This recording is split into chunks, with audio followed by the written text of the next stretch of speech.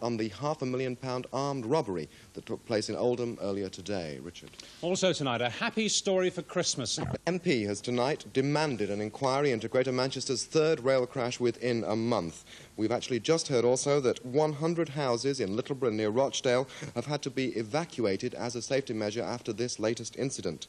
Firemen had to flee from a rail tunnel between Littleborough and Todmorden after a rail tanker carrying thousands of gallons of petrol was derailed, caught fire and then exploded. Rob McLaughlin reports. The explosions and fires produced the most bizarre hillside scene imaginable. But it's not up the ventilation shaft, sending flames 150 feet into the air. Below, 10 fuel tankers carrying 700 tons of petrol were alight, half a mile in from the West Yorkshire entrance to the Summit Tunnel.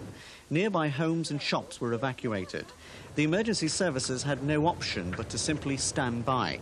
Attempts to contain the blaze were frustrated because of the circumstances of the accident. This ICI train carrying petrol from Haverton Hill in Leeds to private sidings near Eccles entered the tunnel shortly after 6 this morning. The fifth tanker derailed and exploded. The driver and 2 guards who were on board ran the mile from the scene of the accident to the Manchester exit. They were uninjured.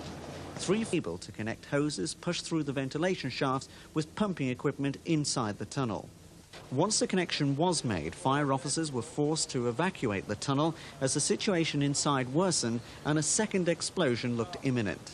Well, that's when the granite chips and so on inside the stone start to explode. The smoke increased in intensity, the fire increased in intensity. We only had one way out, which was about a mile behind us down the tunnel, so I decided to withdraw the men. We were probably very near the entrance to the tunnel when it actually went. Yes. Did you see previous accidents? Miraculously, no limited by killed in today's explosions and fires. British Rail say that they have been caused by an unfortunate series of mishaps and that there is no cause for concern about safety on the rails in this area. Right, so yes.